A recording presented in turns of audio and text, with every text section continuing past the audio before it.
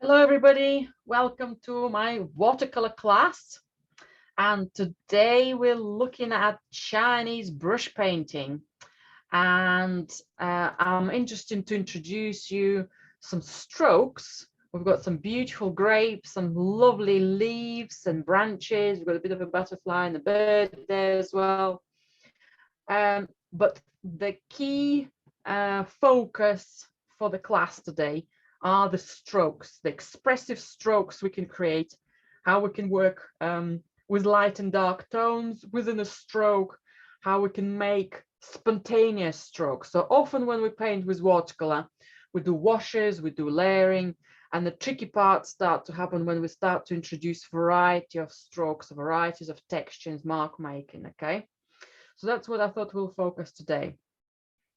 I have got a range of Chinese brushes with me today, from slightly wider, longer ones with brown hair, and so that's a wolf hair, apparently, and the sheep hair.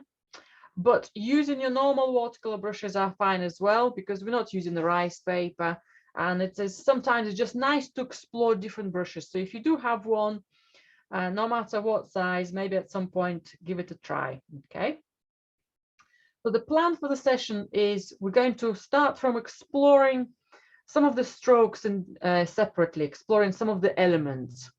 We'll look at loading, how to load the brush. We'll have a look at color. We'll have a look at range of strokes. We'll look at the branches type of strokes. And then we'll create a quick sketch of the image at the top here, a bit more zoomed in area. And then the second hour will focus on a bit more steadier piece here with the bird. Okay. So let's start. Let's put all these ones aside, and let's pick up the larger brush you might find, or a squirrel mop brush, or any other round brushes, maybe of a larger format. I'm going to pick up my Chinese brush, and we can use our normal watercolors as well. Again, we're just practicing the idea of the strokes. If we'll end up creating something in Chinese brush painting style, that's fabulous. If not, I'm happy just to explore the influence of Chinese traditional painting and how we can improve our watercolor using some of these techniques. Right, so let's start with just black and white. So I'm going to go for my Payne's gray or any other blacks you might have. So what I've done without even saying, I have put my brush in the water to load it with quite a lot of water.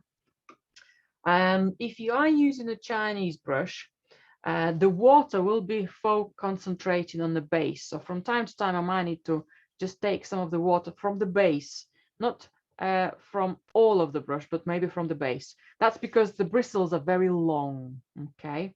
And for watercolors, it is lovely to have long bristles. So instead of just dabbing on the tissue just as normal, yeah, it's just specific location of how you dry it, okay? And also if I do need to dry my brush more fully, I'll be using kind of longer strokes, so all the bristles are staying the same direction, okay? Right, so let's have a bit more water on my brush. Let's get a bit of black or Payne's gray. And let's just do some plain strokes, meaning that the brush is loaded with a similar grayish darkness. Let me just check what the darkness is there. That's fine. So something medium darkness is fine. Sorry, I just got something hair coming out from my brush there. Okay, that's fine. Right, and let's explore some of these leaves and see how the strokes might have been applied. Now, again, there are different ways of holding the brush for Chinese brush painting. I just want you to be comfortable no matter how you hold the brush. But sometimes holding it differently. So if I would be painting more like this normally with watercolors, holding it differently, having the brush almost 90 degrees to my paper, does create exciting strokes. So if you fancy trying different holding ways, or even strokes coming from different directions, yes, so my brush is moving around. it does give you loads of opportunities and possibilities. Right, let's have a look at some of the, maybe some of the top leaves and just see if we can get some of the strokes out of them. So wide stroke, okay, no matter how it's going to be finishing. So I'm not just doing, well, I'm just doing a drag of the width of the brush, okay. So the wider you can get the stroke, sometimes more fun, a bit more shorter one, a bit more longer one, just maybe even shorter one here. So it's that length could create, and I just done a stroke and I stopped, okay. So I'm not going backwards and coloring it in, and if you do some of it, that's okay, but that shape of the stroke comes out much more naturally if we do it in one go. What about if I do a longer stroke, so then the width of it slightly narrower, okay. And again, it's good finishing a bit more softer, pointy edge. It might be finishing more on a bolder, round edge if I just stop and lift. Yeah, so I'll have more of a almost like a squarish outline there. Just going to get some of that extra moisture away. Okay, so it's different lengths, different widths, type of strokes. What about if I'll do a much more narrow one? Now, if you have some highlights, like I ended up with some highlights here, that's lovely. It's called, in Chinese brush painting, it's called flying whites. It immediately creates some effect of highlights, okay? And we can practice those strokes as much as we want, but let's see if we can do it as a group of leaves. So let's say one is a bigger leaf, one is a little bit more narrow, but it's changing direction. Okay, now I'm doing it slowly. You don't have to do it slowly. You could do it a bit more faster. I just want to give you a bit more opportunity to see it. Okay, and maybe I can do another one looking sideways. Okay, I'll just take some extra water away. So what I've done a range of strokes which show the leaf in three-dimensional way. Maybe it's different parts of that wider shape grape leaf, yeah, with all the veins going out. Okay, I've just very much simplified it. So I played with it and I kind of looked at three-dimensional way of it spreading. It's how it's open towards us. So let's actually, it's open the other way, so I can't twist my hand that way. Okay, so let's do it again.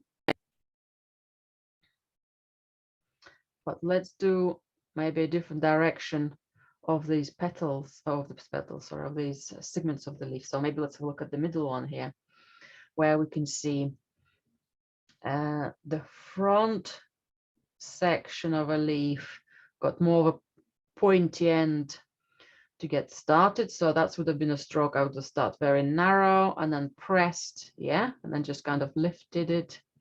And if it's slightly round or a bit more geometrical end to it, that's absolutely fine. Okay, so it's leaf right looking at us, and that one was a little bit more sideways. Okay, maybe another one's going to come here. And we might have some different gaps in between. There might be some highlights in there. You might overlap. It's up to you. And maybe different sections of the leaf could have slightly different size. Now, I have got quite a bit of water running here. That's okay. Again, it's our watercolor paper behaving slightly different than the rice paper. So chasing some of that, kind of picking up some of that water, it's okay. Don't worry about that. Okay.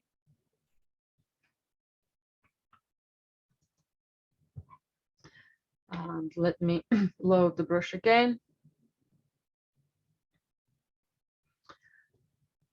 And let's maybe do a side leaf where we can see the side of it, maybe one of those lower leaves, where we can drag the brush down towards the branch and maybe create some smaller ones, and how these smaller ones developing. and maybe a nice pointy narrow section at the top.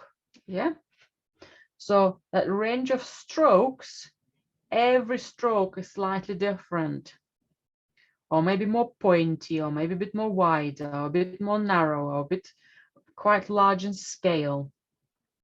That's where the fun is. And there are different rules in Chinese brush painting when the rule of every element of a leaf or flower, any other elements of the painting have to have that variety. Now, what I'm going to do next, so my brush is loaded with the gray wash, and I'm going to use the tip of the brush and load it with much more concentrated black. Okay, now we could have been using ink today, but watercolors is totally fine as well for today. So I'm going to repeat the same small leaf, but now my tip of the brush, probably a quarter or a third of the brush will have that black. So let's do similar strokes, or roughly similar stroke size. Because I have more concentrated paint, I ended up with having some lovely highlights. Okay, and let's do another one. If I need to top up my darkness because it feels like it's slowly going, maybe do another one, and maybe do the last one. Okay, and my branch will later on will come in and kind of combine it all. So I started to have much more variety of tone within the stroke. Okay, and it will end up differently for everybody. If I were to repeat the same branch with leaves, it will come out slightly different.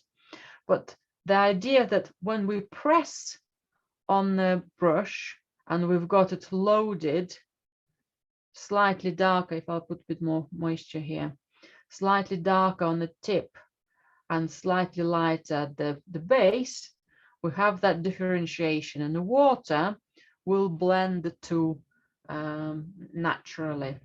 Okay, so ideally I don't want for us today to go and say, okay, this is a leaf which needs to be slightly darker at the top, which is quite nice as well. And so you'll end up with more or less similar results. Yeah, if I just were to blend it.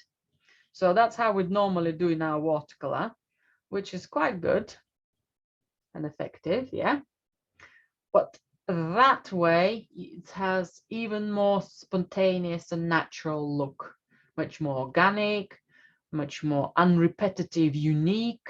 Yeah, you wouldn't be able to copy it at identical, even if it's your own strokes. Okay.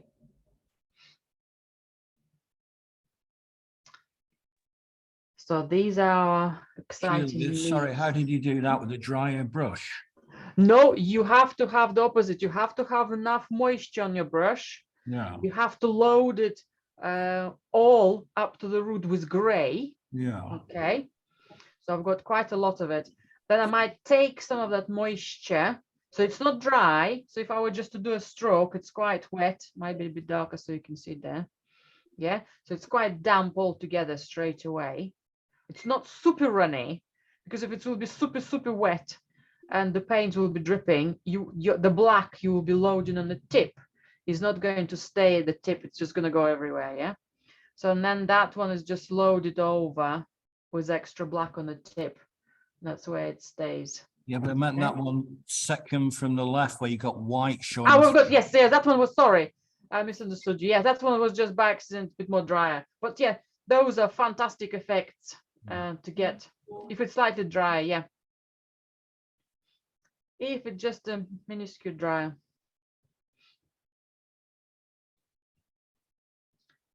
Very good question. Good observation there.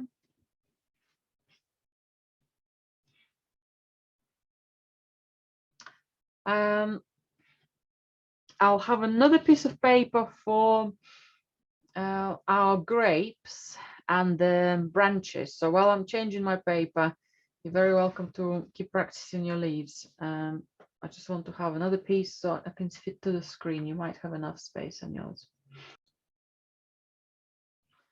Right, now let's have a look at some of the berries. Now we will need a slightly smaller brush for it, because we can do some circular movements. And let's pick up some color. There are a couple of colors we can use. There's some violet, there's some ultramarine, and also we can add some black to it. So let's start just with one color. I'm going to go for some violet.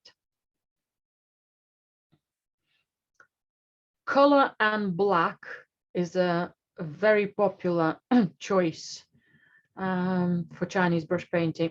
Sometimes it's just black ink. Sometimes it could be just a hint of color and then the black.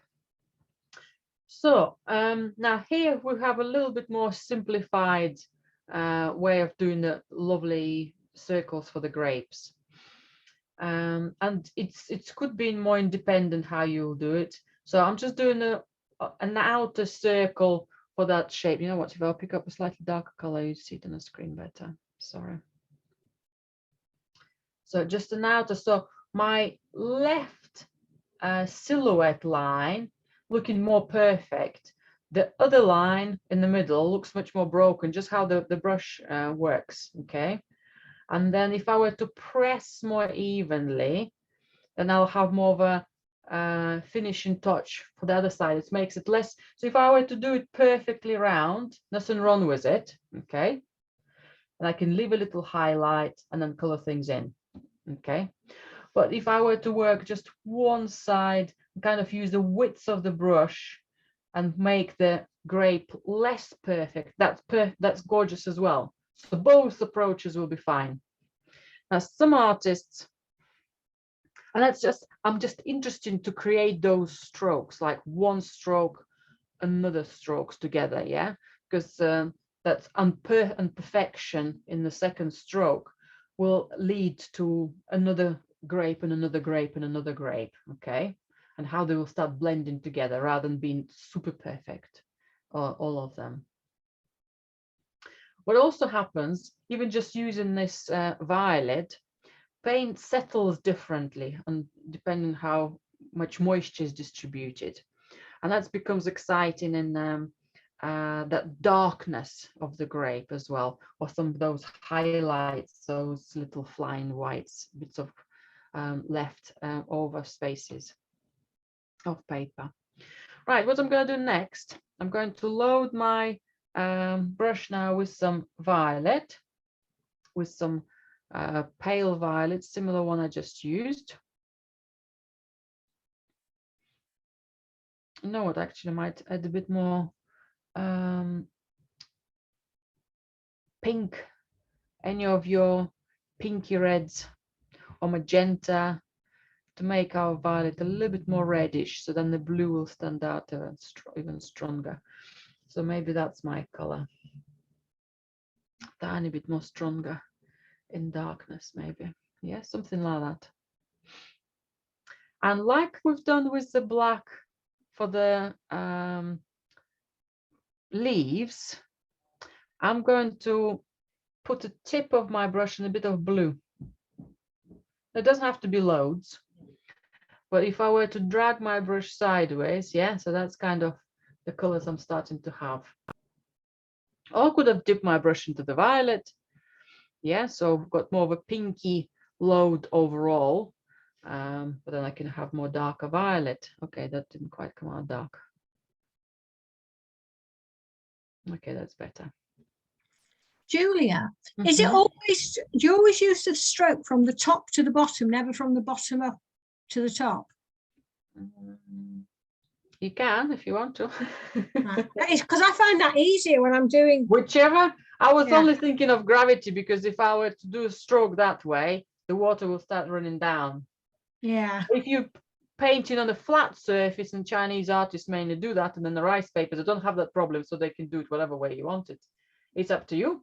Right. Okay. I'm interested in exploring strokes, whichever way that's going to be for you. I'll be very happy. Variety of strokes is our motto today. Right, so let's load the brush again with some pink, pinky magenta, violety magenta, anything like that. Let's load it with some blue or violet, much more stronger pigment at the top. And let's do maybe a similar circle shape for our grape. So I've got one side, that might be a grape on its own. I just done one stroke. Yeah. I might have my grape bigger. Okay, that's quite nice as well. But if I wanted to have two sides, yeah, maybe that's how I'll go around it. So I've got a little bit of pink present. Okay, if I wanted to do that side is a bit more, okay, that's okay, spoil that one. But that might be another next to it. Yeah, I can just help myself to paint the second one. Okay, so I started to paint almost like as a group together. I left a little highlight as a bonus. If you haven't, that's okay as well. Not all the grapes will have the highlights. And if we were to do a group, it will be quite together gathered shapes. They're not going to be perfect in how they, you know, we're not going to make them perfectly in line. Okay, that's almost like the Olympics, right? Yeah, that's, we've got some extra ones. So we don't want them like that. We want them, maybe one is slightly higher, one is a bit lower, one is a bit behind, one is somewhere else, one's got a gap in between, and then there's another friend to it. So, yeah, so we want that variety as well. So that perfect symmetry, which our brain often creates, we're going to try to avoid it. Okay, so that's a little bit of our insight for the berries. Okay. And it's okay if they run, it doesn't matter, just work with it.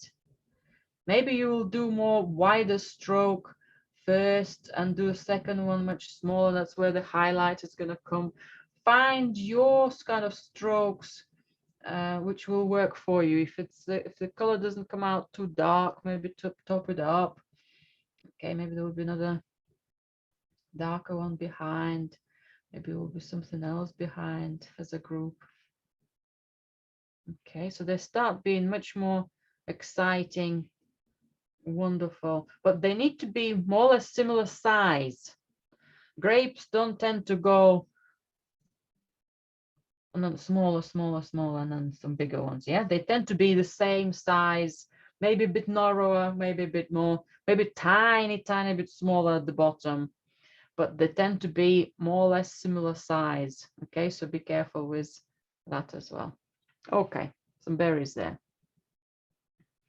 And then when they start drying, we can top up our brush with a tiny bit of black, and we can decide where we want to introduce a little pip. That's a classic Chinese way of painting grapes.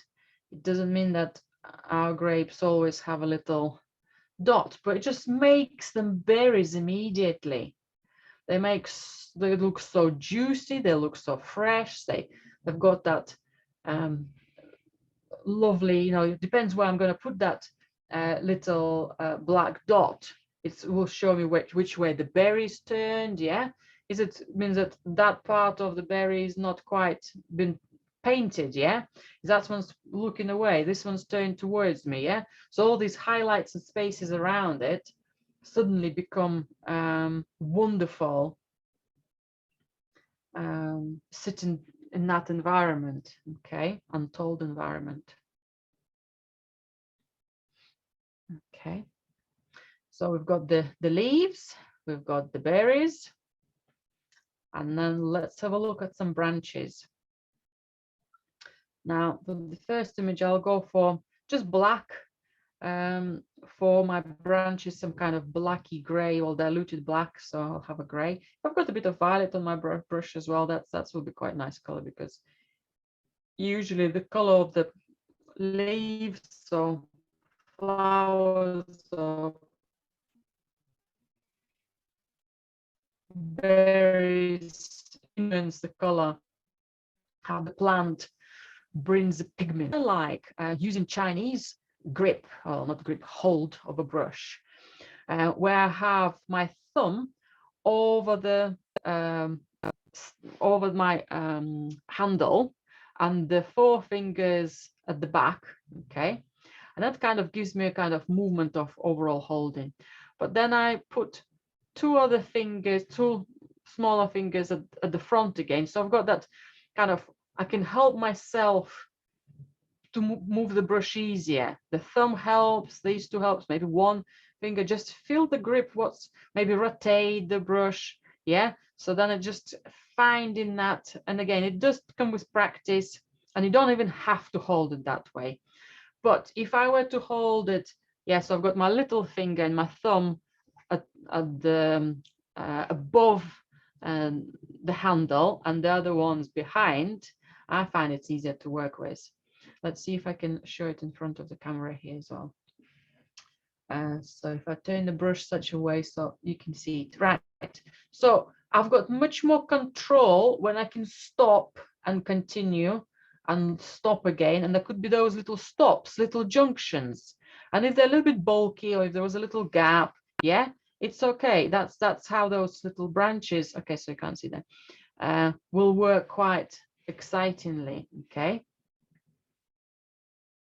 Let's pick up a tiny bit more. And okay, that's a tiny bit more darker so you can see it, not just pale gray.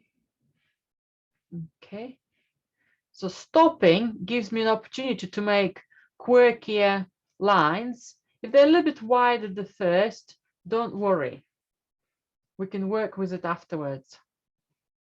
And what I've done on my last stroke, I went almost like stopped, and now I can go full energy, full kind of dynamics, and just kind of drag it as long as it will go, okay? So if first junctions have a bit more start and stops, stop and start there, yeah? Kind of all those directions. And finally it starts to be much more confident. I'm gonna do another one, but maybe even, I'll move it here. Give myself a bit more space. I want to be to do a wider stroke for a branch, let's say a bigger tree branch, yeah. So oops, sorry, I can't see there. So those little junctions do create sub segments to my branch. In comparison, if I would have just done it like that, or even if it would have been straight, yeah, just looks a little bit more boring in conjunction of that lovely segmented branch. Okay, so we don't want those ones.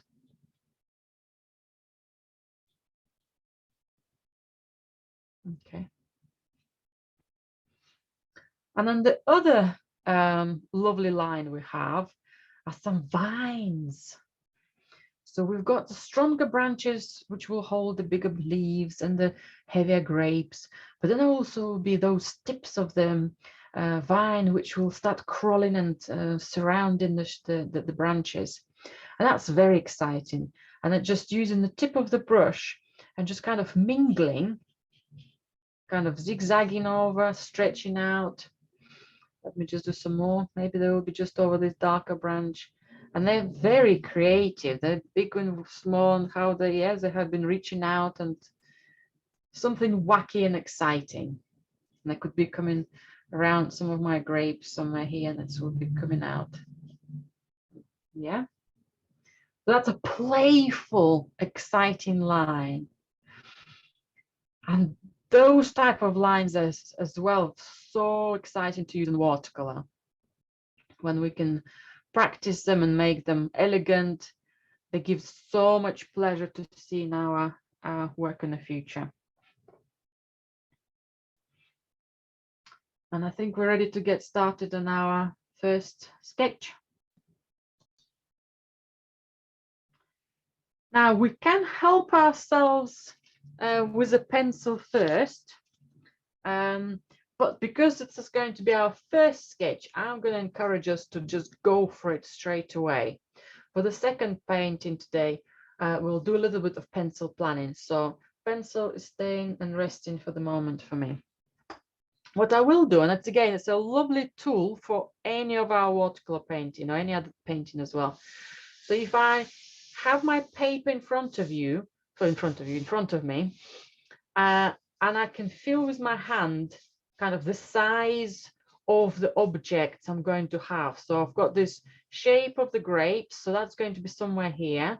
Yeah, maybe the leaves are going to be, so that gives me an opportunity. Okay, the grapes are going to be higher, a bit more lower, or will I have enough space for another leaf or butterfly, or yeah. So it gives me an opportunity to kind of using my own body to plan my composition. And then the rest will come as the painting develops. Now I'm going to start with the grapes. So they're a little bit off center. Okay, so they're a little bit more off center and more on the right hand side. Now, if you were to draw more grapes or less grapes, it's absolutely fine. I just want you to follow the principle we were working on. So I'm going to have a bit more magenta with some violet, or just even magenta on its own. If you decide to pick up your own colors, that's fine as well. So that's loaded, and I'm going to go for a bit more darker violet. If you want to test it on your separate paper, that will be a really good opportunity as well for us to check it out. And let's start from the central, maybe some of the grapes which will be at the front. We can always add the grapes which are further back. So I'm going to make them quite big. Okay. I can keep topping up my colors, especially if I'll start seeing them being too similar. I've forgotten to leave the highlight. That's okay. So I'll remember it to the next one. Let's have a bit more magenta here. Let's have a bit more violet here. Okay, let's put another one. And maybe a highlight for it there.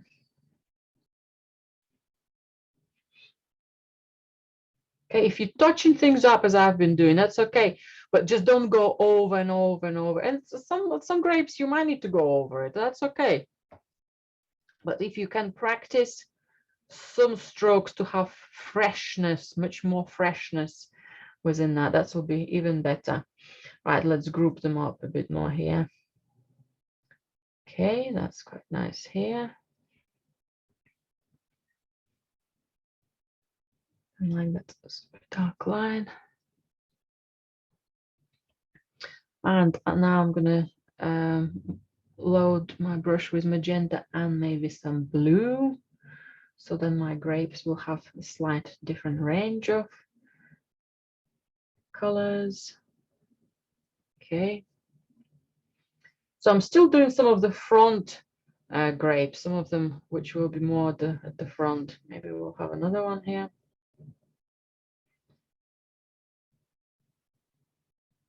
Okay, that's quite nice on its own. And when you're happy and you want to get going with the shapes of the grapes at the back, maybe make them slightly darker. Maybe I've already been starting painting them, the shape, the grapes further at the back. Maybe a little smaller highlight here.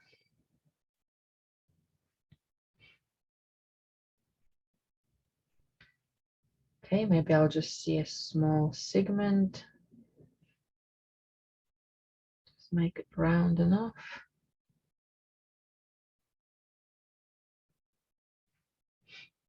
Maybe make another grape further back, but it's got a contrast, so it's not just blending the same way. And maybe I'll make another one somewhere here, so then I've got more elongated shape of the whole branch. And just use the kind of the edges of the strokes as your helpful tool. You know, if they're a bit uneven, that's okay. Maybe just smudge some of them. Maybe just leave it as a little bit of a line. Just use it as part of your highlights. Okay. I think I'm happy with that.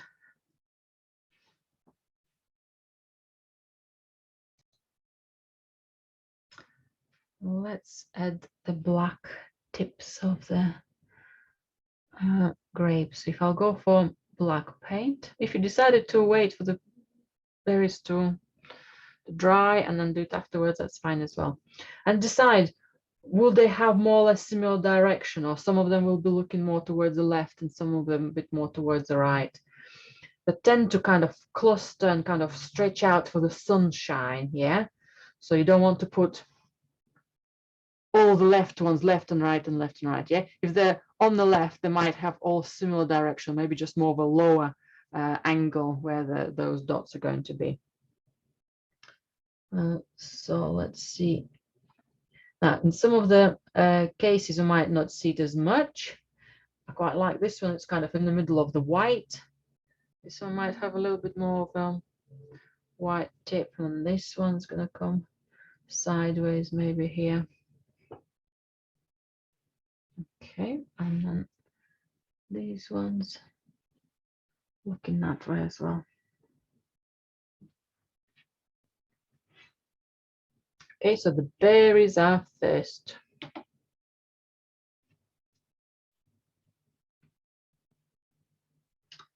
And then I need my larger brush again to do the leaves. So load it with some gray paint. So diluted black. I would recommend you testing it. Sometimes in the palette it's harder to see, but putting a stroke on a piece of paper just to test it will give us an idea. And then we can load it with solid black on the tip, probably a quarter or third, depends how it will come out.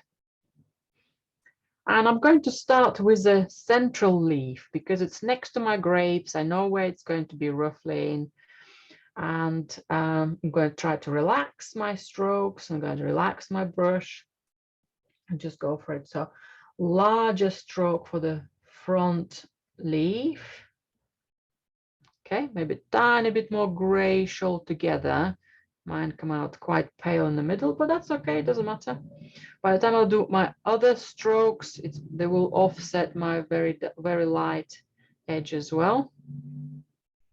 So I'll just continue with the next leaf. So just offsetting the previous one. Okay. I'm just going to go with the next one. Okay, and a tiny bit more black. And then I'm going to make a bit more around the edges. Maybe this one a bit more wider sideways there. Okay, so this looks quite exciting. And I will do the veins. I forgot to show you the veins. I will do the veins later on. I tend to prefer to have the rounder or kind of squarish edges for the leaves. They start to be appearing a bit more natural. But picking up slightly darker gray is important for me for next piece. Okay, and you might have also noticed that I've done one stroke, and I reloaded the brush. I checked maybe smaller strokes. I didn't reload it, but after two, I've again repeated the process. Right, let's do a similar leaf, but it's slightly looking, it's more of a leaf in an area below, but slightly changing its angle. Okay, so we've got one somewhere here. I can maybe even extend it here. I can have another next segment to it, and another one, and even perhaps another one as a little one. And from the other side, I'll have a brush going that way, that way.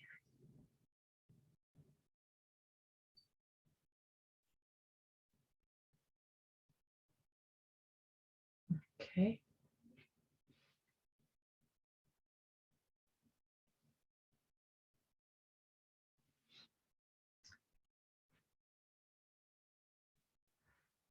Okay, and again, just checking that my brush has got some darkness in it.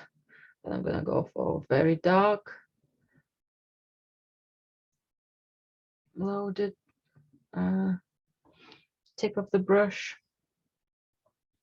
And let's do one big leaf, and I'm not doing any stems or anything. And another big one got more of a width to it. Yeah, so maybe I'll go a few times. I'm improvising here, so that looks quite nice and exciting. Stroke, maybe we'll come in a bit more down here. Maybe so all I've done is more of a zigzag in and just dragged it down. And on the second side it's a little bit lighter, so if I just check that my super solid black is gone, but I have nice dark gray. Maybe that's where I can have a more wider stroke and a bit more narrower stroke. Might come together. Got the greasy sections, that's better. Any of improvisations on that leaf would have been fantastic, as long as we don't go too much then back and then back and then back. It's that freshness of the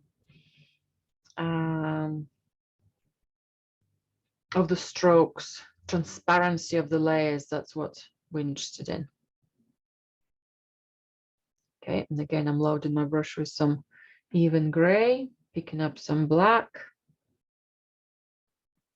And let's do, right, next leaf, group of leaves, or just a leaf of segments, is above my larger one, but it's also kind of comes a little bit overlaps on top, the grapes area, so it's hangs over it.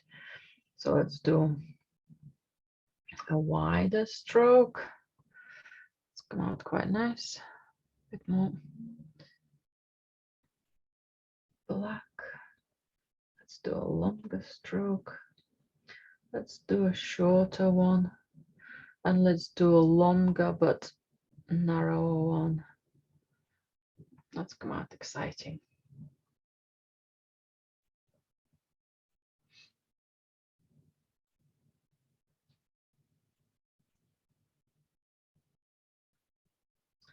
And then I've got the last one, and probably the smallest one, because it's going to be at the tip of the branch, so we can't make it bigger. Our largest leaves need to remain higher up. So let's do a smaller stroke, another one, and perhaps another one coming here.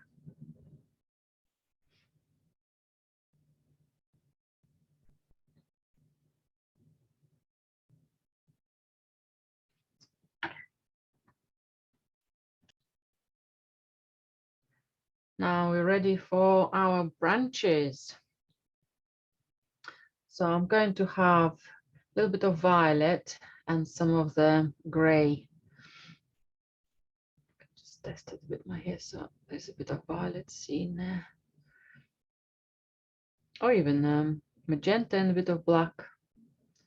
So there's a little bit of color going on. Right, so I'm going to start with the major, and in a way I'm planning it already as I'm just working my kind of almost like a hovering over the paper. I'm planning my strokes, I'm planning maybe dynamics of it. So we don't have to do all the line in one go. We can do segments. Okay, maybe watch me, then give it a go afterwards. So I'm going to have a stroke in kind of a side of my leaves at the top, and then I'm going to go and create a branch for the grapes and then follow behind. So let's give it a go. So a nice little junction to get started, and then maybe just branch it out. Okay, so maybe that one go for the grapes. Maybe another one, if I'll have a tiny bit of black with it, will come somewhere here and get lost where it's connected. Maybe this junction will kind of give me an idea where the branch for that leaf is going to be. Maybe this one will have another connection, and that's where the leaf could come out. Yeah, so it's quite, doesn't have to be exactly what we see on artist work. Okay, I'm just going to make this one slightly darker for my grapes. So let's find a little line within the grapes branch, and then little connections to individual berries, a bit more of an overlay. I should have again shown it to you. Yeah, how there might be little lines here and there, just connecting a bit more here. Maybe there will be some empty ones. Maybe the birds pecked some of the grapes, and that's why I've got a big gap here. Or I can paint another one. Let's paint another grape for me here. Looks quite a big space here.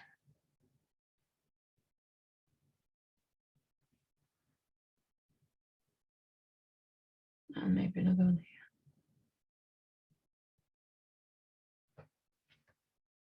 That's better. Where then I did add little tips for them. That's all settled in there nicely. Okay, and my branch also continues somewhere at the back, so that branch keeps going somewhere here. Might be splitting out for the leaf here, or where it's coming out for the leaf here, and that branch continues even if the leaf stopped.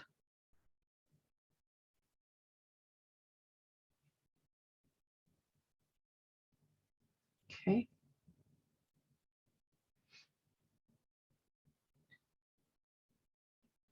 Now I want to do the vines, but the vines will need to come on maybe even later on. Let's do some veins. Let's give you some time to do the branches. And let's do some veins. I'm going to go for much darker black. Doesn't have to be solid black, but as much concentrated as we can get, but it's need to be quite runny, so it will be easier for us to do thinner lines. And I'll show you on my sample, as I have forgotten to show it to you earlier. So for example, if I've got a leaf here, now we have got a branch coming up to it, and then from that point we can find veins for each individual segment.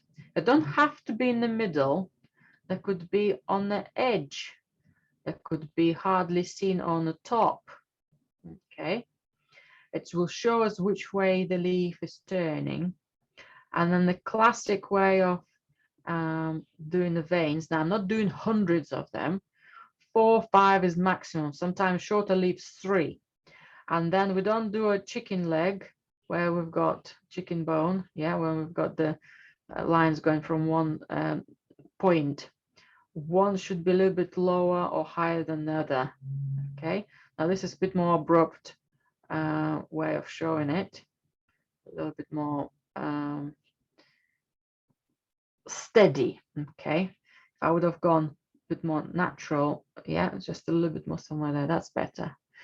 This one's going to have just a little bit more freer strokes rather than a bit too precise and solid. So I'm going to try to do it on my, not try to do it, I'm going to paint it on my actual piece. Load some more ink. And where I have my big blob of black, looks a little bit one-sided, I can work with it. I can put the vein elsewhere, it doesn't have to be in that area. And I almost like immediately reconnected that leaf and kind of put it together. It's changed the direction, made it much more three-dimensional. I want to change maybe the direction of some of these ones. So if they looked semi-flat earlier on, they started to move about now. Okay, you can see the veins on the other side, but they may be not as extensive.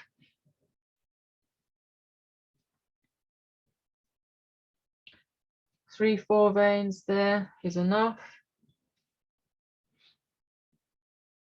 And this little one might just have very small amount. Very suggestive shapes. If I wanted to make my leaf a little bit more pointy, so for example, this one has got a bit more of a abrupt finish. If I were to put a little mark, it's almost like it shows, oh, the leaf doesn't finish there, it finishes there. Just a bit of an extra highlight in there, yeah? So I made it slightly elongated, the same I can do maybe here. That's one of the exciting tips. And let's go for the branches. Okay, this one has one area, or maybe we can just only see it, one segment of it. So let's just do it that way, and maybe just a bit more simplified it this side.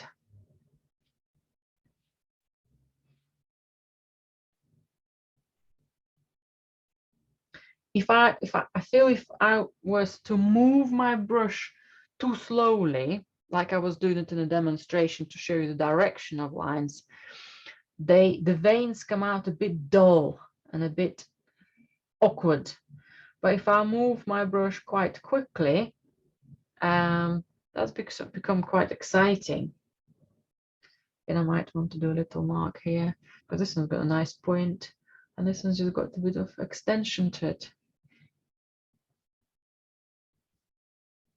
If part of your surfaces of the leaf still damp and the veins run, that's exciting as well. So go with that. This one's going to be connecting to that branch.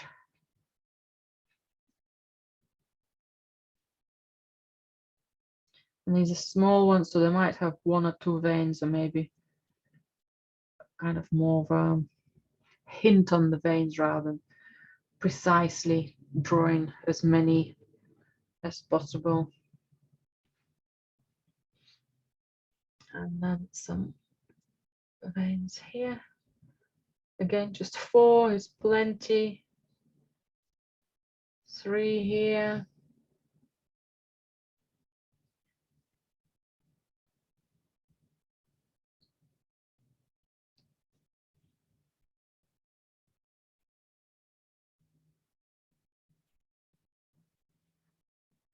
Okay. And nice, exciting leaves. And another tip is our classic happy dots.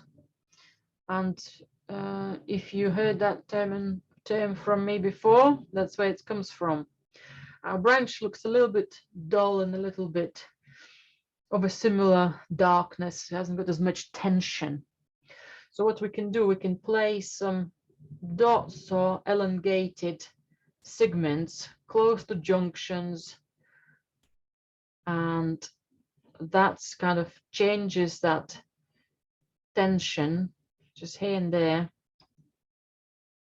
Yeah, and we suddenly start to have vibrancy to it. Okay, we haven't done any vines going around yet. You can also see you can do this slightly wide and dark as well. That's good. And on this. So my vine, yarn, top of the plants line. If I'll go for a little bit of pink or violet with some gray, and they will end up slightly lighter. Now, if some of my branches are still wet and they smudge, that's fine as well. Right, so I'm going to go, it starts from the top somewhere. Maybe it's dotted there. And a bit more darkness.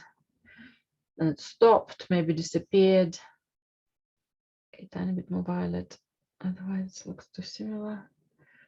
And again, it might have just come out somewhere here. Okay, just giving it a little bit of extra vibrancy and excitement to the whole piece. If I were to, just as an extra bonus, if I wanted to do a butterfly, now it's done actually on our sample in a different style.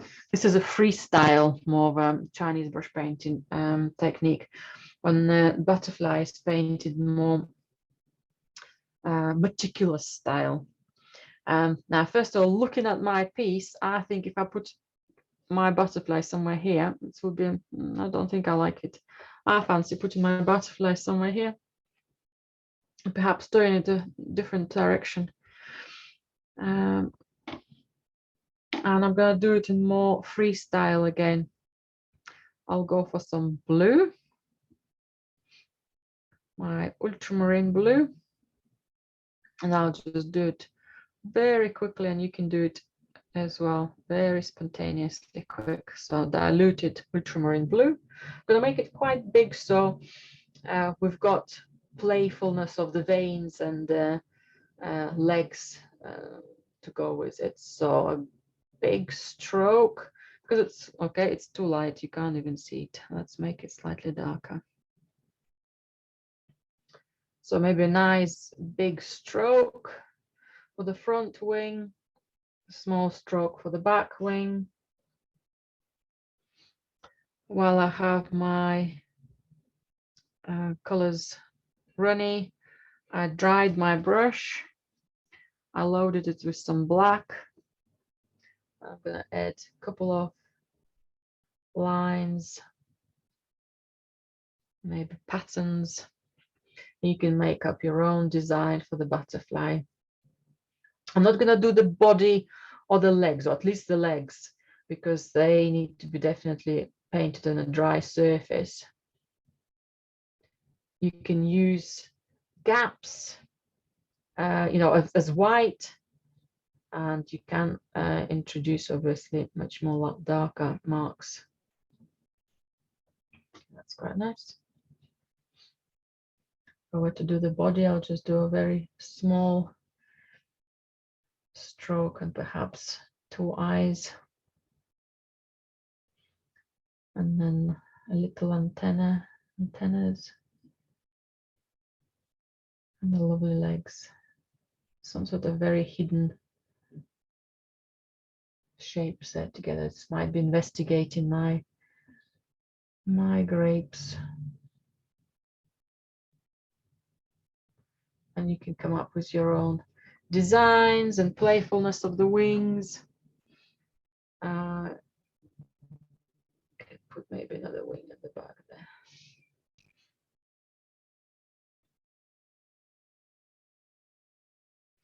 If you wanted to copy it the same way as we have it on the sample there, you can add a little bit more white. You can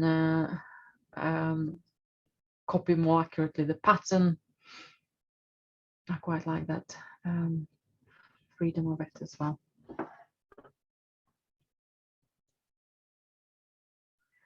Right, we're ready to do our second painting, and this time I've got my pencil just to help me with the direction of things, so you're not going to feel lost at it. So what I'm going to do here, I'm going to plant some of the branches and maybe some central leaves, rough sizes of the grapes, and maybe placement for the bird, and all the rest we'll do spontaneously. So we have the branch of the vine, of the grapevine, going somewhere from the top. If you're looking for that brown shape branch, so if I'll go with for one line, sort of looking for its thickness, I'll be looking more for direction of it. Now, if you're using a pencil with me, just try to use your lines light and thin. I will try to remember to rub my lines out so we don't see it behind our sketch as much. Okay. And it looks like that vine finally comes out somewhere at the end and leaves the page. Okay, one side. And then from this kind of central edge, we've got a second vine, and then it's comes out somewhere for the bird. So then we've got a balance where the bird is and where everything else is. So now I'm going to plan again, if I were to use the size of my hand, kind of the volume for the leaves, the volume for the grapes. If we amend it to different size, slightly different location, it's fine as well. So what I'm going to do, I'm going to roughly give myself a plan how big my 2 leaves are going to be. They're probably going to be somewhere here. Yeah, 1 leaf here, maybe another 1 leaf here, lighter green leaf. And there's another one opening up. Okay, yes, but that way. So I'm doing it more European style rather than Chinese way, just to help you out with placement and composition. We can work with the other leaves around. Okay, and there are other leaves coming up at the top. I can put a branch. Again, maybe help me out. If it looks a bit abstract and vague, hold on, and we'll start seeing things and recognize them as our grapes and leaves. Right, so I have my big branch of the grapes somewhere here on the right hand side. So let's mark roughly where it's going to be finishing. And let's mark kind of rough widths. We will be going slightly wider, slightly narrower. Maybe even somewhere here. So I'm planning it. Yeah, it gives me much more freedom when I start painting rather than doing it too precise now. And the second branch of the grapes is going to come out a bit more on the left, and how much shorter it's going to be, maybe where it's going to be at the top, because the bird is reaching out for it. So we need to put it close enough to the branch for the bird to reach out.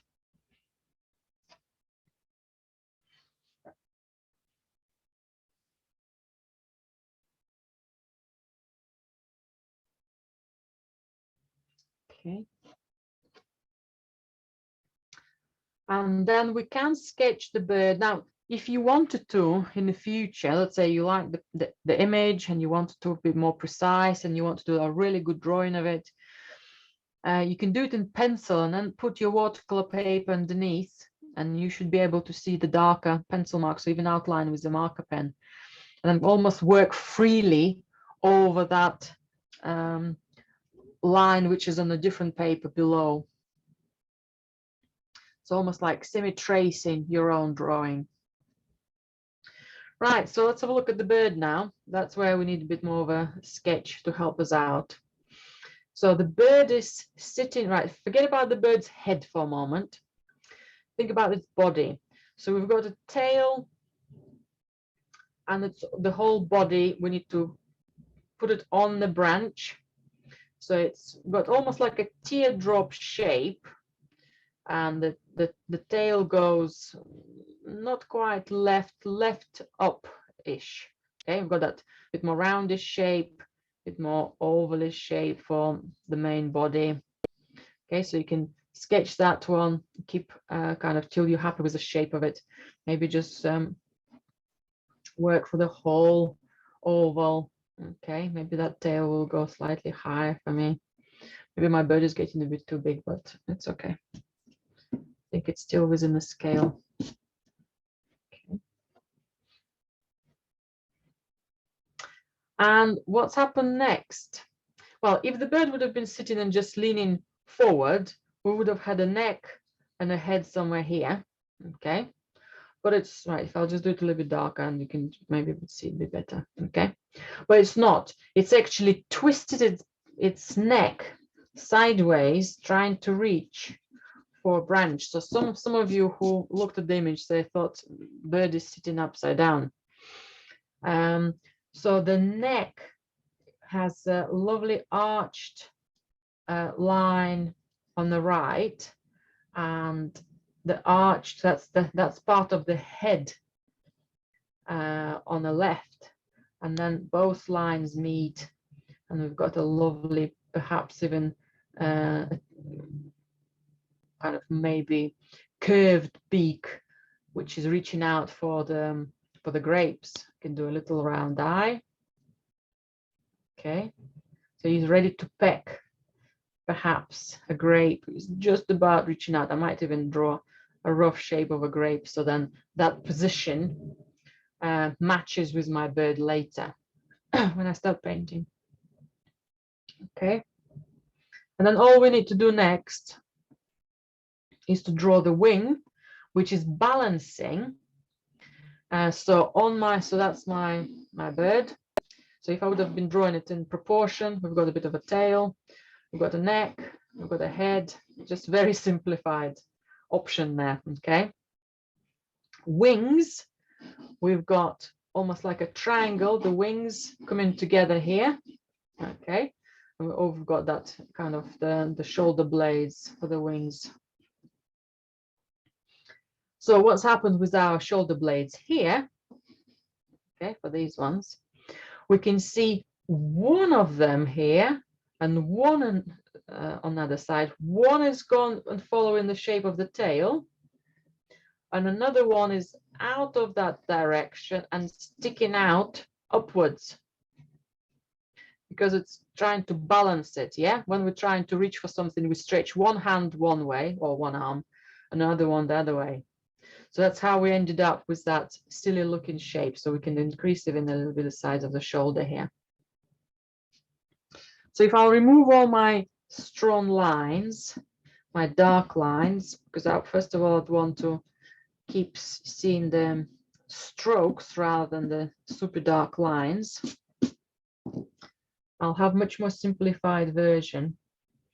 We've got the fluffy tummy here, and the foot reaching out for our branch as well. And then we've got the claws holding on to the branch. Right, let me just get some of these lines a little bit better seen. Okay, and once we'll have the darkness, again, I've done the tail just direction of the main feathers.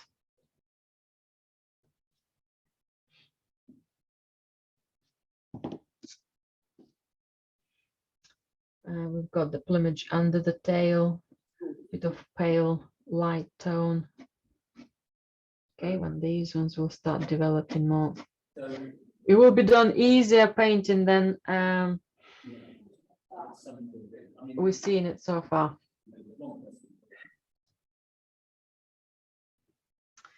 Right, although we have done our pencil drawing for kind of help, and most importantly, talked ourselves through what's going on, we're going to follow the same principle. We're going to start painting leaves. We're going to then do the grapes. It could be the bird next, branches next, and then finishing things off with the vine. Okay, so let's continue with the same order. So this time we'll just start adding a little bit more color to our leaves. So I have my large brush, and I'm going to go for a bit of emerald green and a little bit of black. So it's going to be just a minimal color in that sense, just a little bit of gray and black. So I have got kind of that color. So I'll start with my large leaf right at the front, and it shows some cooler colors. Let's make sure that I have got enough, because last time I had a very dry stroke. Okay, that's good. So if that is the size of my leaf, let's do roughly semi-middle stroke and somewhere here. And another one on the side. It's okay. Another one. And now I'm going to load my brush with slightly stronger green, but mainly black. So the green will be just about seen, but mainly is going to stay black. And I'm going to continue my strokes. I want to do a wide one and semi-flick, maybe even darker. That's quite come out quite nice though. And another one and up.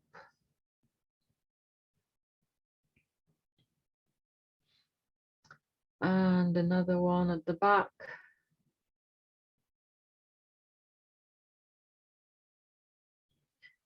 And another one, that's it, that's good.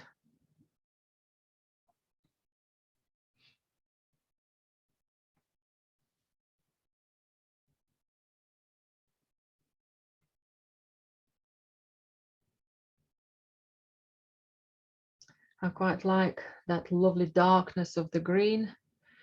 I might just give myself a little support and do another half of this leaf. So it has a bit more connection to it together. That's better. My next leaf, I want to do another dark one. No, it could be any order. I want to do the dark ones and then I can come back to the light ones while I'm on this color. So again, I'm going to go for some emerald green and some black. So it's going to be nice dark tone. If there will be some differentiation of where the black is more solid than in some other areas, that's fine. If not, not a problem at all. I'm going to start with a wider stroke and I'm going to drag it down. Okay. And I'm going to do a side one that way. And I'm going to do another one. And we can drag it or towards the center or outside the center. I think I quite like it like that. And I also will do an even darker tone, a small leaf which come in towards us. It will show us the kind of the depths. So it gives us that V shape to finish off the highlights afterwards. Like I've got loads of white here. I might get rid of some of that because it says a shadow. A lot of shadow there. That's good. You can always just do a stroke and a stroke and a stroke on a kind of side paper and then go for it. I think that's come out even more natural because I relaxed a bit more. Okay, let's do that one now.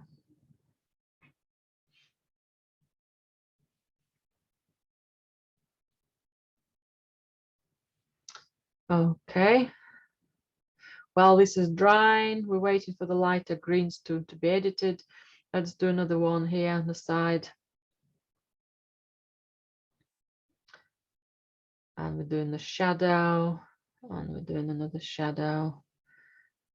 And we're doing another shadow. And perhaps a nice roundy end.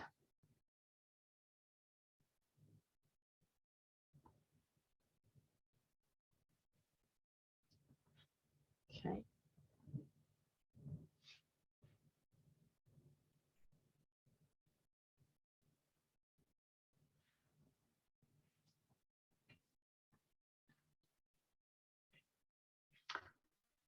Now let's have a look at our lighter colors for the leaves.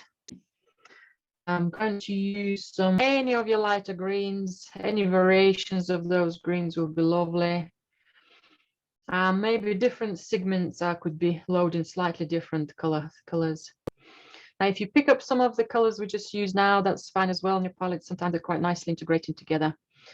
And so this olive green, and I might pick up a tiny bit of orange. Yes, I've got that color combination of more stronger orange or more stronger green. And let's start with this big central leaf, so then I know I'm not too far covering the grapes. I can kind of give me a bit more thinking time and control of how much space I have close to the bird. So one big stroke, another one. Right, I want to have a little bit more green here. Might even dip into a little bit more emerald green. Okay, something there. If it's running, might redirect it gently. And another one hidden behind. Okay. If it's too runny, I will help myself and collect that extra water, as we don't have the rice paper. It doesn't absorb as evenly. Okay. This could be just a tiny bit longer. Okay, I've cheated then. I've got a bit of a greasy section of the paper, which I found an excuse to cover. Right, let's keep going.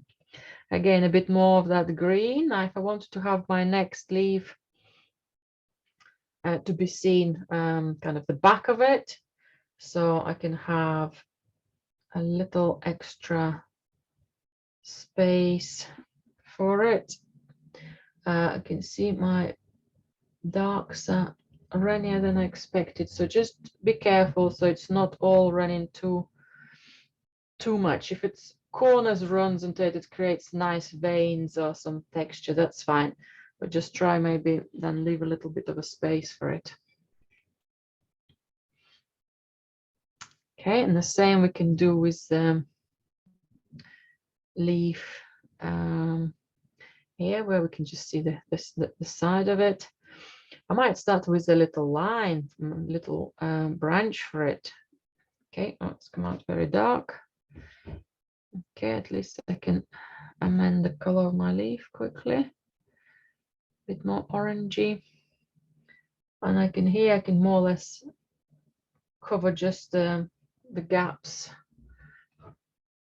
seeing that light.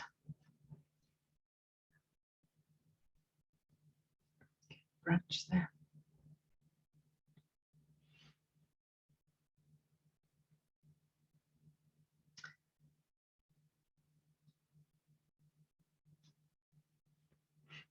And next leaves, I want to do the leaves behind all these stalks and all these areas, and that's would be nice light olive green mixed with a bit of orange. And it's not going to, doesn't have to be clearly understood kind of where its vein is going to be, which sections of which part of the leaf is there. I'll just do it as a big softer shape, which will be more of a faint silhouette at the back. Okay, so it's somewhere there. Let's see when it could come up. Okay, might run here. Okay, it did run.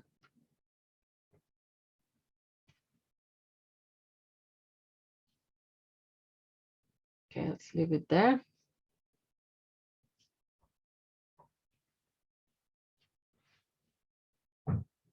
And there is another light, similar darkness, orangey leaf, orangey greeny leaf. Just a little bit more on the side here. And again, that's will be just something very quick.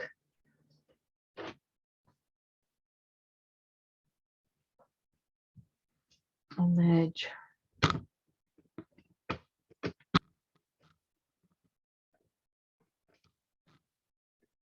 Just making sure you can see the top of my paper.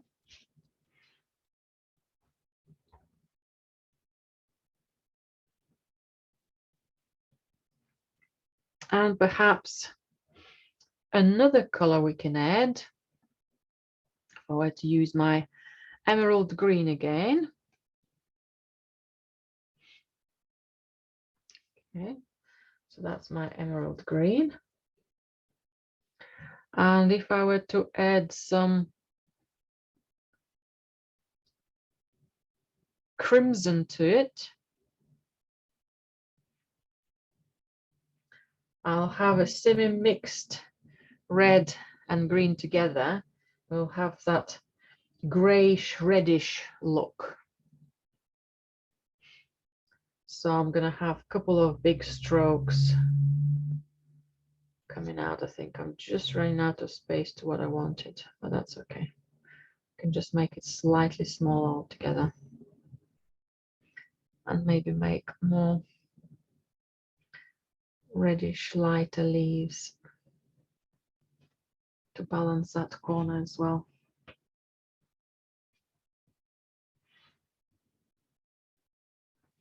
Okay, I've just compensated for my lack of space here.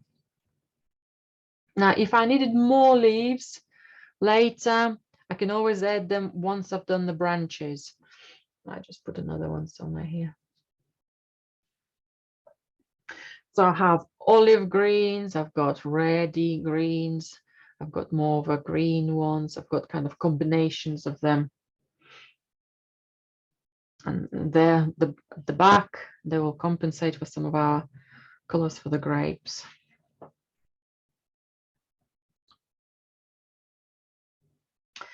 Right, I'm ready for some berries, for our fruit. Yeah, immediate freshness of the colors is already there. Now it's up to you which colors you decide to go. I'm gonna go for similar ones I've used earlier, but you can also use more orangey, a bit more warmer colors. That's absolutely fine. So let's load the brush. Let's check that it is clean first of all. Yes, it is now.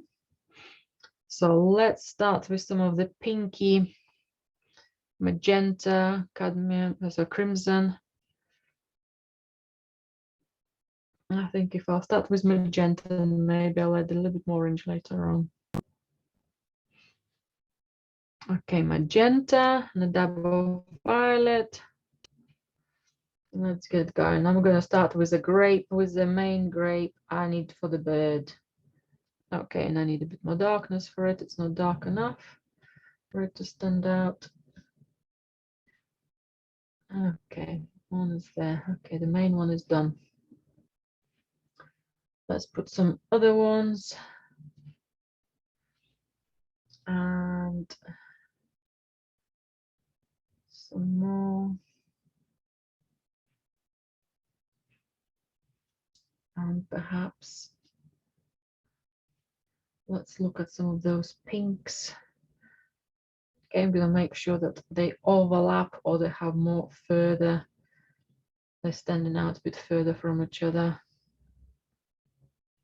I should have probably removed my pencil marks, but while I'm painting this area, I'm not going to be using erasers. It will spoil, might smudge my piece. I'm going to go for a little bit of orange now and magenta, so I can test my color. A little bit of extra warmth, maybe magenta on the tip. Let's add, oh, that's very strong, warm. Okay. Let's be a bit more careful with where it's going to go, because it will start taking a lot of attention from my other grapes. Might use the same color and make it slightly lighter.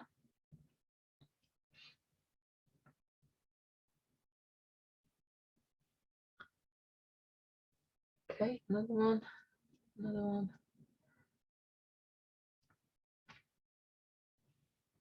Let's add a tiny bit of darkness to it with a violet.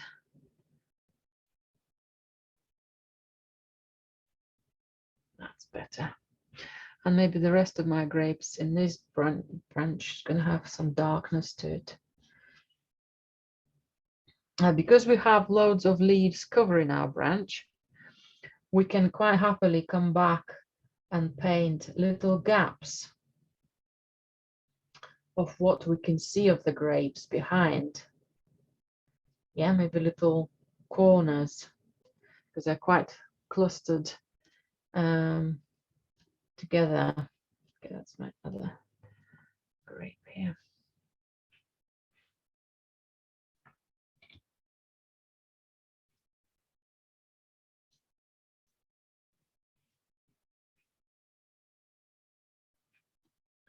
Maybe this one will again come out more freshly. So where I need to do some more shadows, I'm just going gently over. Now to make it a bit more triangular shape, kind of our classic grape shape, I need to extend it one side here.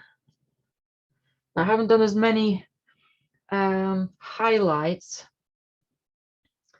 so what I'm doing now. Let's see if there will be some extras.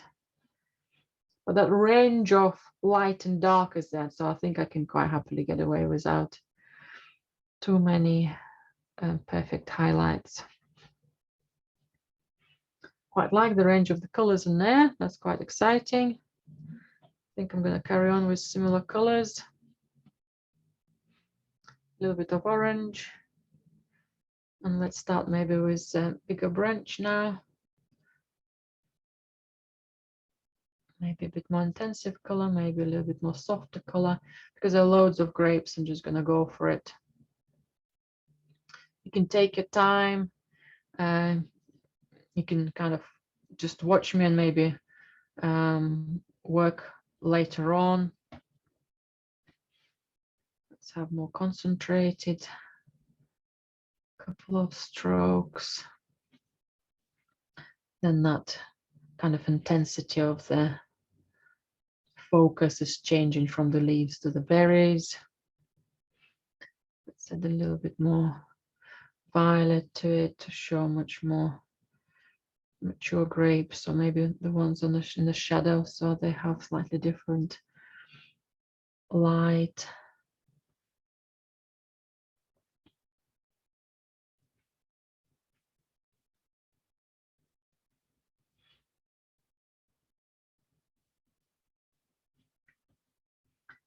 It's quite good.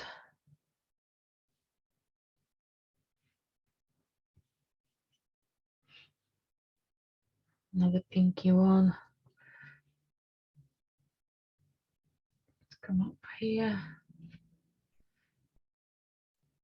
Pink, orange.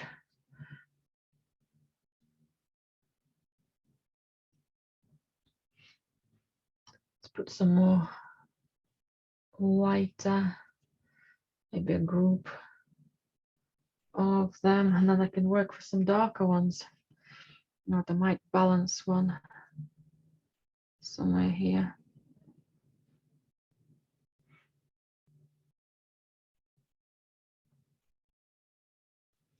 Quite like how this violet and orange come together as well. Occasionally I have a bit of violet fresh or mixed with pink, or how it comes together and blends with the orangey strokes.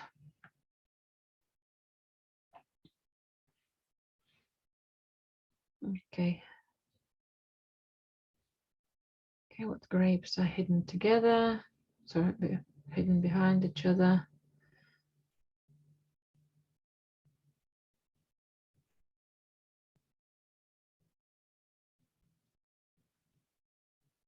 Don't forget, they're not sitting together perfectly. They don't have the same gaps between each other. Try to vary them if you can.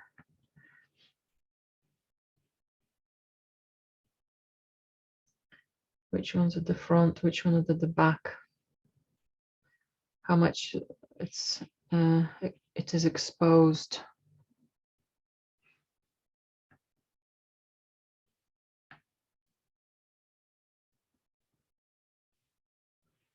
Okay, type a bit more darker tone, a little bit more solid violet.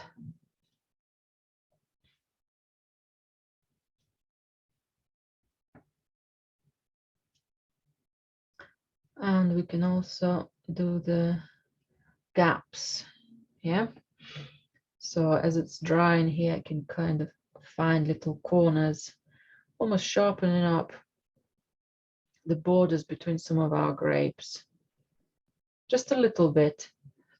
It's more of a little mark here and there. It could be almost like a part of our happy dots. It doesn't all have to be covered, because it could be some lovely spaces we can see. Don't have to tell all the story.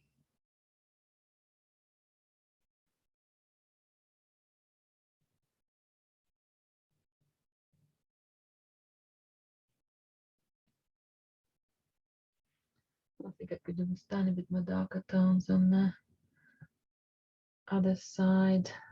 Again, I'm following the same principle of overall how we were painting grapes. Yeah, just a little bit touching up here, a little bit there, but you know, the bigger stroke could come in at any point and just do the same thing, but over our existing grapes.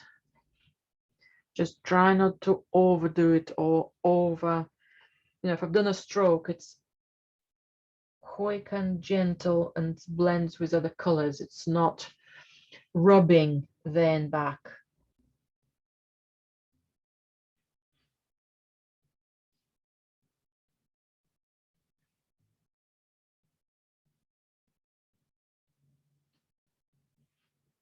Okay, I'm happy with that.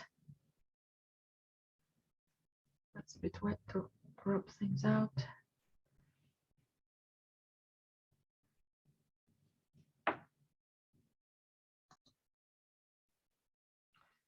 Right, let's paint the bird now.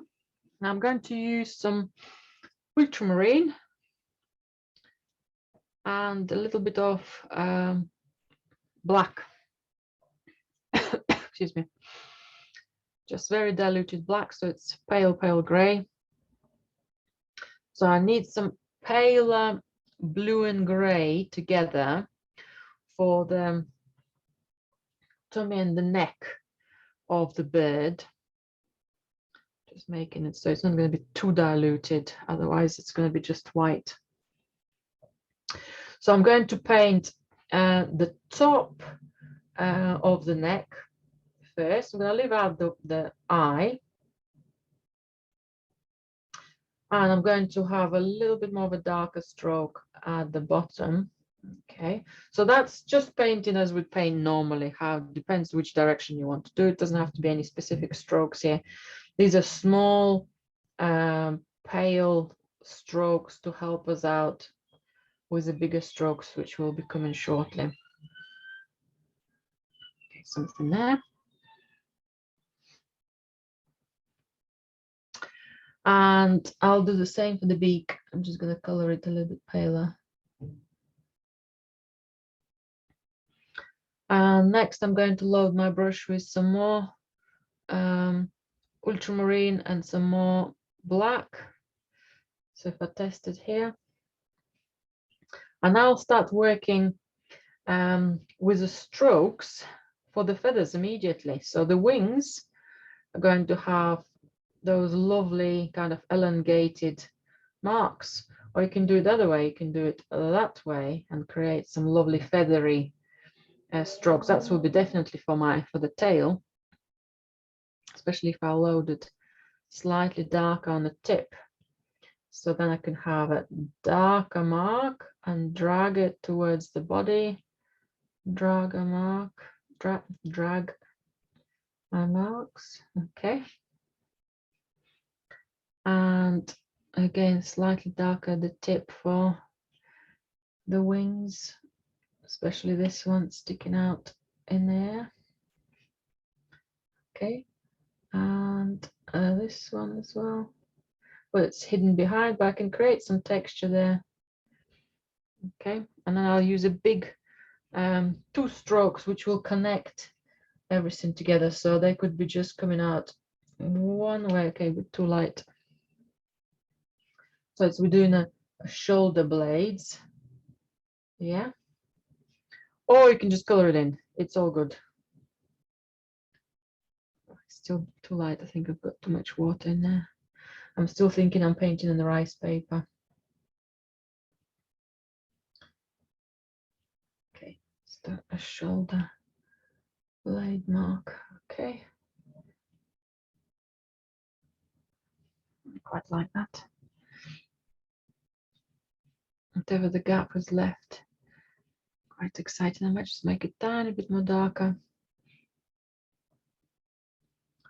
And the left wing here for me.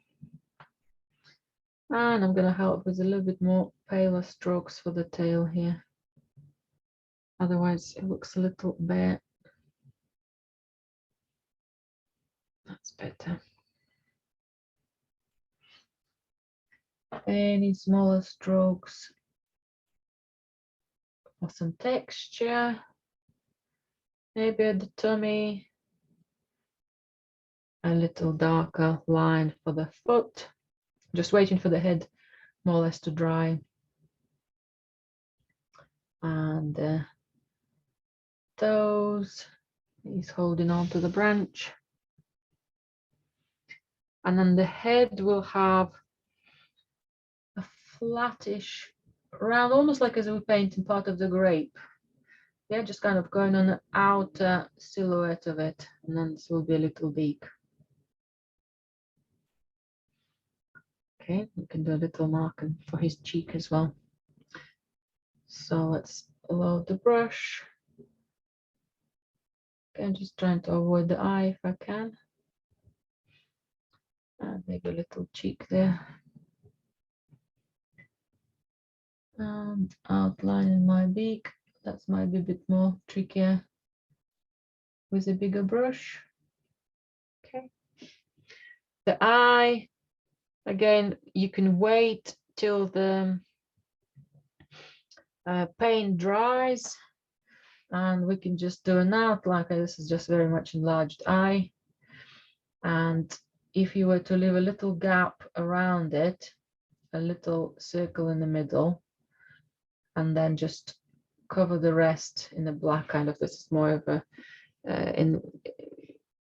inside zoomed in version, but it's might be too small space, so a little something in that direction would be good. I think the head could do a bit darker. Okay.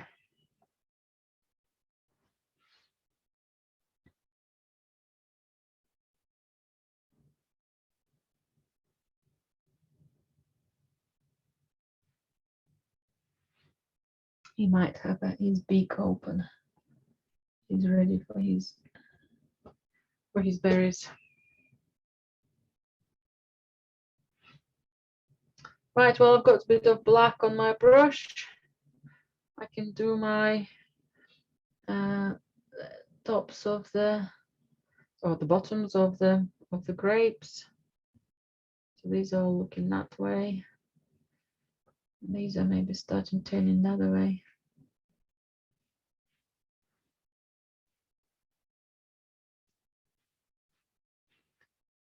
And some more.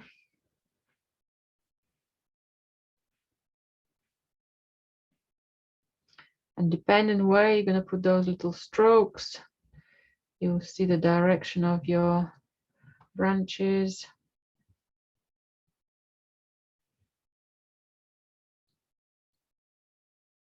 You'll have to be able to see all the tops of the grapes, or the bottom ones, sorry. That's very good.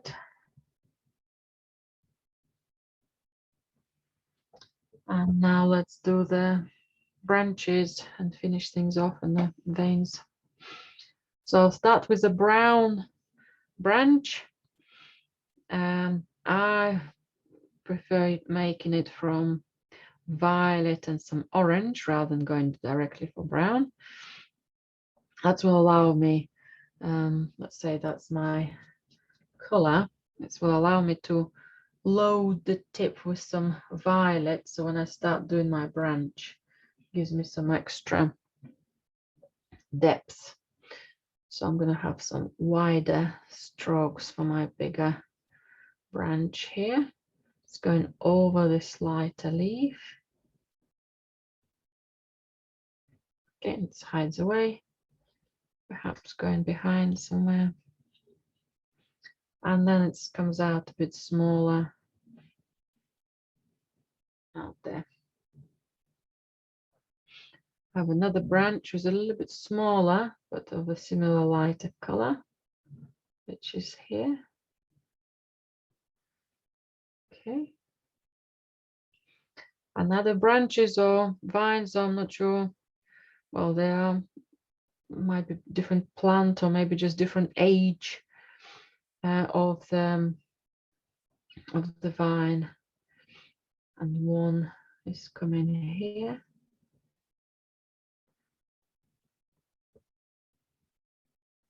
It will work better when my watercolor dries here. Okay.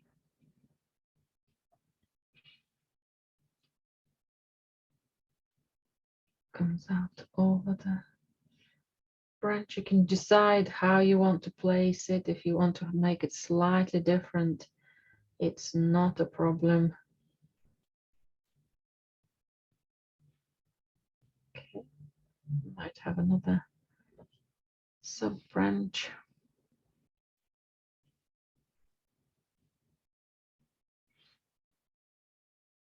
My big violet and brown branch needs a little support with the darkness, otherwise it's too transparent and start being too light. So the happy dots will also help it. That's better.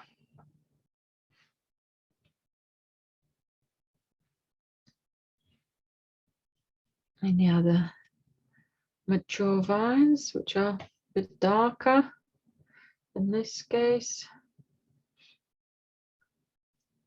Okay, something's going here.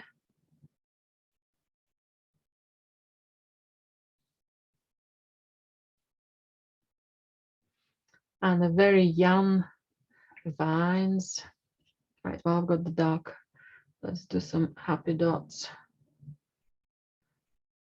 on this branch, even on the black.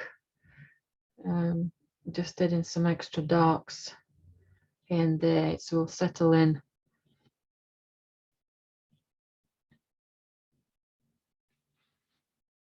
It will settle in well.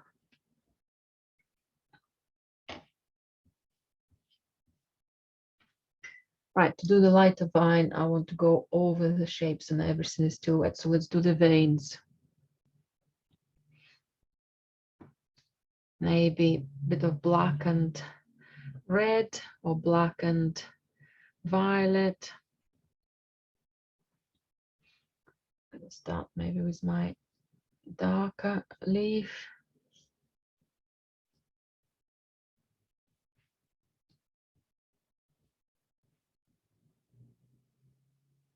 Okay.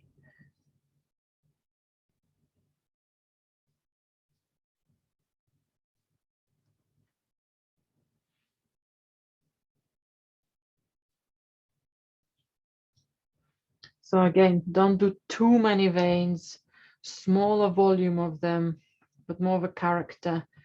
It will be sufficient enough.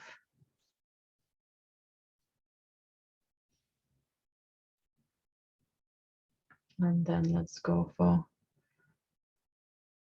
a smaller one here.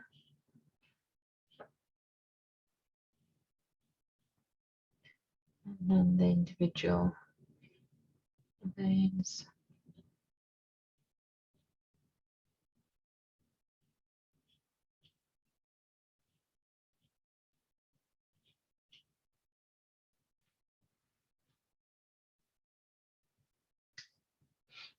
That reddish color is really good. Right, for this one, let's make sure we attach this leaf.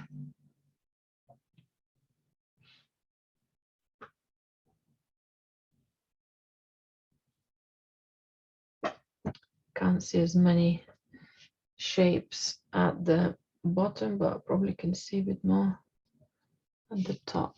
That might be enough.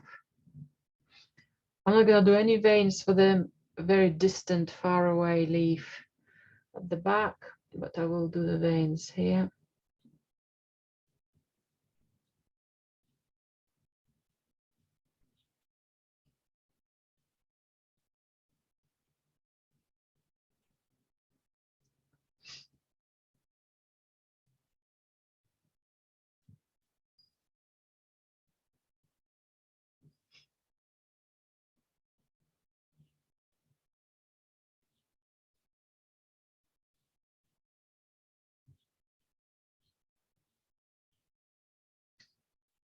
Okay, those touching little dots for the edges of the leaves as well.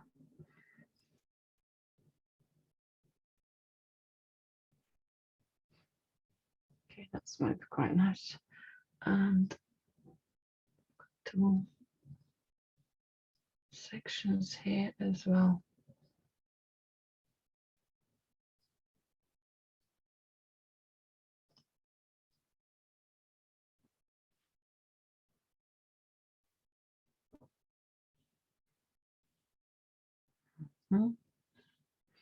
So that one does look quite unfinished. I might put some veins for it, but very vague.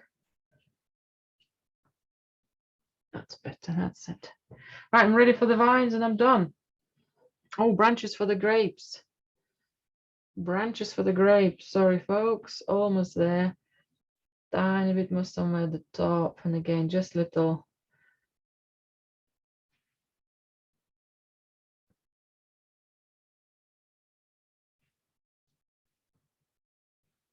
Okay. There we can see part of the branches somewhere.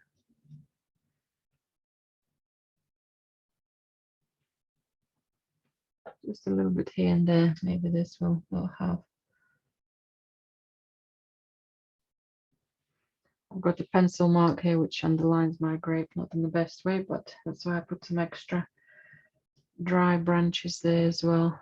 Almost like it's been eaten. Grape's been eaten there already. Right, pale green for the vine. Let's make that lovely final playful strokes dark enough as it goes over. I wanted to put a bit more with here.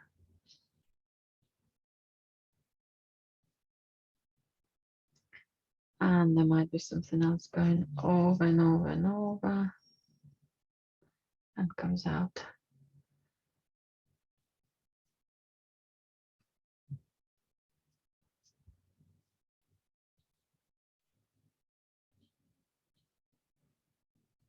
That's quite funky and exciting. I think that's done. So loads of fresh color and wonderful, exciting strokes. That's what we want from the work today. And I hope a totally different style of watercolor will give us that opportunity to free and give us some experimental opportunities as well. Thank you very much for joining me today. And I'm very much looking forward to seeing your work soon.